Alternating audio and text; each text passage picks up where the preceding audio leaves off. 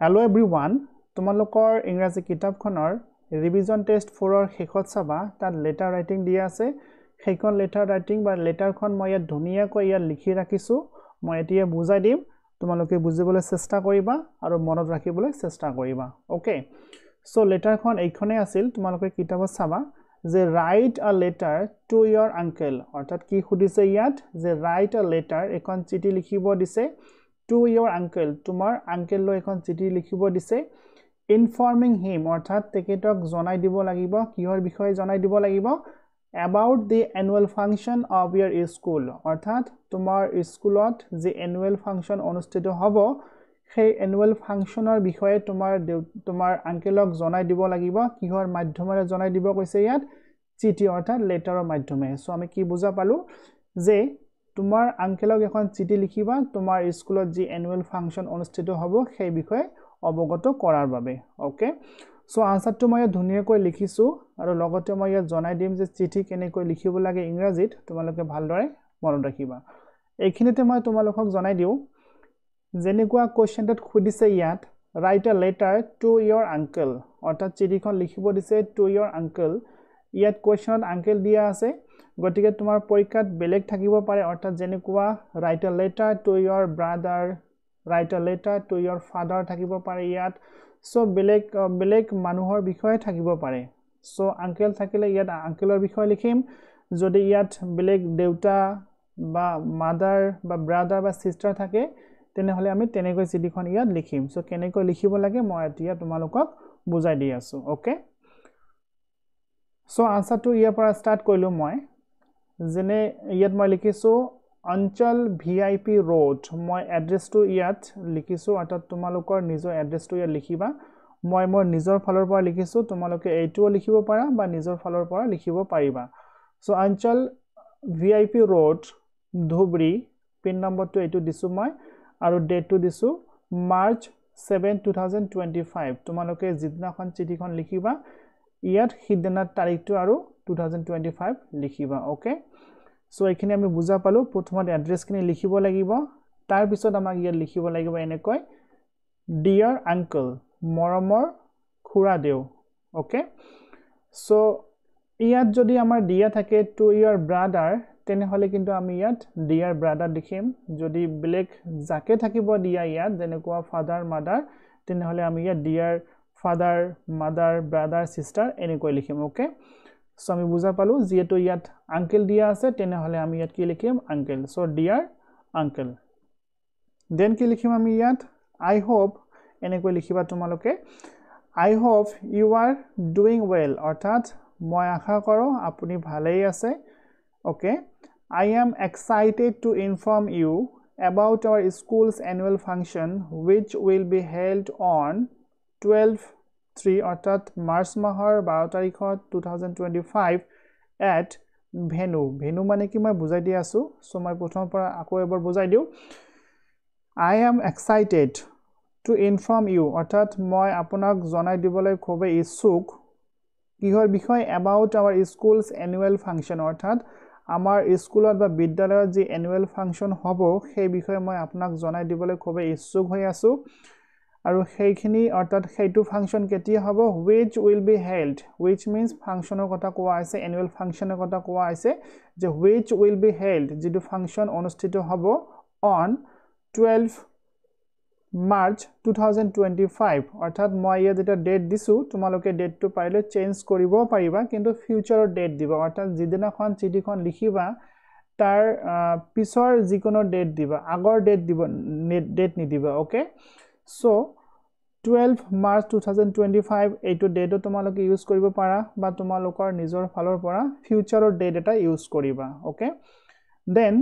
At venue means ঠাই কোনখন ঠাইত এনুৱেল ফাংচনটো অনুষ্ঠিত হ'ব সেই ঠাইটোৰ নাম ইয়াত লিখিব লাগিব তোমালোকে ভেনু নিলিখিবা এইটো শব্দ নিলিখিবা তোমালোকে প্ৰথমে এড লিখিবা এটৰ পিছত ঠাইটো লিখিবা যিটো ঠাই বা যিখন স্কুলত এনুৱেল ফাংচনটো অনুষ্ঠিত হ'ব সাপোজ তোমালোকৰ যিখন স্কুলত অনুষ্ঠিত হ'ব বা তোমালোকে যিখন স্কুলত পঢ়া সেইখন স্কুলৰ নাম ইয়াত লিখিলে হৈ যাব এট তোমালোকৰ স্কুলৰ নামটো ইয়াত লিখি দিবা okay Then likhiba the event will include cultural performances speeches and award distribution. So yet ki kowa aise the event অর্থাৎ annual function যে হবো তাত কি ধৰণৰ কাৰ্যকলাপ হবো সেই কাৰ্যকলাপবোৰক ইভেন্ট বুলি কোৱা হয় the event will include অৰ্থাৎ কি ধৰণৰ ইভেন্ট আছে কি ধৰণৰ কাৰ্যকলাপ থাকিব কি অন্তৰ্ভুক্ত আছে সেইবোৰৰ ভিতৰত যেনেকুৱা ইয়াত দিয়া আছে কেইটামান কালচাৰাল পাৰফৰমেন্সেস বিভিন্ন ধৰণৰ সাংস্কৃতিক কাৰ্যকলাপ হবো স্পিচেস ভাষণ দিয়া হবো and তাৰ পিছত দিয়া আছে award distribution means বিতৰণ অৰ্থাৎ বিভিন্ন ধৰণৰ প্ৰাইজ বা পুৰস্কাৰ দিয়া হ'ব সো বিভিন্ন ধৰণৰ কাৰ্যকলাপটো হ'ব শেষত কি হ'ব প্ৰাইজ দিয়া হ'ব okay our chief guest means অতিথি so our chief guest আমাৰ মুখ্য অতিথি এজন হ'ব will be আমাৰ মুখ্য অতিথি এজন হ'ব টিকেটৰ ইয়াৰ নামটো তোমালোকে লিখিবা তোমালোকৰ বিদ্যালয়ৰ প্ৰিন্সিপালৰ নাম লিখিব পাৰা বা তোমালোকৰ যি তোমালোকৰ ওচৰৰ কোনোবা এজন ভাল বা ফেমাস মানুহৰ নাম ইয়াত লিখিব পাৰা ওকে প্ৰেসিডেন্টৰ নাম লিখিব পাৰা যে তেখেতে তোমালোকৰ যে এনুৱেল ফাংচন হ'ব এনুৱেল ফাংচনত কি হ'ব চিফ গেষ্ট হিচাপত আহিব গতিকে সেই গৰাকী ব্যক্তিৰ নাম ইয়াত তোমালোকে লিখিবা তোমালোকৰ বিদ্যালয়ৰ প্ৰিন্সিপালৰ নামও লিখিব পাৰা ওকে এনেকৈ নিলিখিবা যেনেকৈ মই ইয়াত দিছো নেম শব্দটো দিছো এনেকৈ নিলিখিবা এইখিনি তোমালোকে তুলি দিবা অৰ্থাৎ ইয়াত ঠাইত তোমালোকে লিখিবা তোমালোকৰ স্কুলৰ বা বিদ্যালয়ৰ প্ৰিন্সিপাল গৰাকীৰ বা অধ্যক্ষ গৰাকীৰ নাম okay and it will be a grand celebration আৰু এইখিনি কোনখিনি এনুৱেল ফাংচনটো খুবেই এটা জাকজমক এটা উৎসৱ হ'ব বা এটা সেলিব্ৰেশন হ'ব উদযাপন হ'ব অৰ্থাৎ আমি খুব ভালদৰে জাকজমক হিচাপত আমি উদযাপন কৰিম সেলিব্ৰেশন মিন্স উদযাপন ওকে I am participating অৰ্থাৎ ময়ো পাৰ্টিসিপেট কৰিম আৰু তাত কি কৰিম মই সিঙ্গিং অৰ্থাৎ গান গাম ডান্সিং অৰ্থাৎ নাচিম এটসেট্ৰা আৰু এনেকুৱা ধৰণৰ বিভিন্ন ধৰণৰ কাৰ্যকলাপত মই অংশগ্ৰহণ কৰিম ওকে সো এইখিনি কথা মই কাক জনাই দি আছো মই মোৰ আঙ্কেলক জনাই দি আছো কেনেকৈ চিঠিৰ মাধ্যমত জনাই দি আছো okay and I have been preparing for weeks আৰু যেহেতু মই এনেকুৱা ধৰণৰ কাৰ্যকলাপত অংশগ্ৰহণ কৰিম সেইভাবে I have been preparing অৰ্থাৎ মই নিজকে প্ৰস্তুত কৰি আছো ৰেডি কৰি আছো for weeks অৰ্থাৎ কেইবামান সপ্তাহ ধৰি মই নিজকে প্ৰস্তুত কৰি আছো okay then I would be delighted if you could attend and support me so ইয়াত কি কোৱা আছে যে I would be delighted means আনন্দিত হোৱা যে I would be delighted মই খুবেই আনন্দিত হ'ম if যদি you could attend যদি আপুনি আহিব পাৰে আৰু আমাৰ এনুৱেল ফাংচনটো এটেন্ড কৰিব পাৰে বা তাত আহে and support me আৰু লগতে মোক সাপোৰ্ট কৰে অৰ্থাৎ মোক হেল্প কৰে বা গাইড কৰে মোক সাজেশন দিয়ে অৰ্থাৎ কি কৈছে ইয়াত যে মই খুবেই আনন্দিত হ'ম যদি আপুনি আমাৰ এনুৱেল ফাংচনত আহে আৰু মোৰ লগতে মোকো সাপোৰ্ট কৰে তেনেহলে মই খুবেই আনন্দিত হ'ম বা মোক খুব ভাল লাগিব okay It would be a great opportunity to meet and spend some time together. আৰু লগতে কোৱা আছে It would be a great opportunity. Opportunity means সুযোগ. So এটো এটা ভাল সুযোগ হ'ব আমাৰ সময় হ'ব এটা ভাল সময় হ'ব কিহৰ বাবে to meet অৰ্থাৎ আমি দেখা কৰিব পাৰিম আপুনি যদি আমাৰ এনুৱেল ফাংচনত আহে আমাৰ স্কুললৈ তেনেহলে আমাৰ বাবে এটা ভাল সময় হ'ব opportunity হ'ব কাৰণ আমি এজনে আনজনৰ দেখা কৰিব পাৰিম কথা পাতিব পাৰিম and spend some time together আৰু লগতে spend কৰিব পাৰিম অতিবাহিত কৰিব পাৰিম বা কথাব পাৰিম some time কিছু সময় together means এক লগতে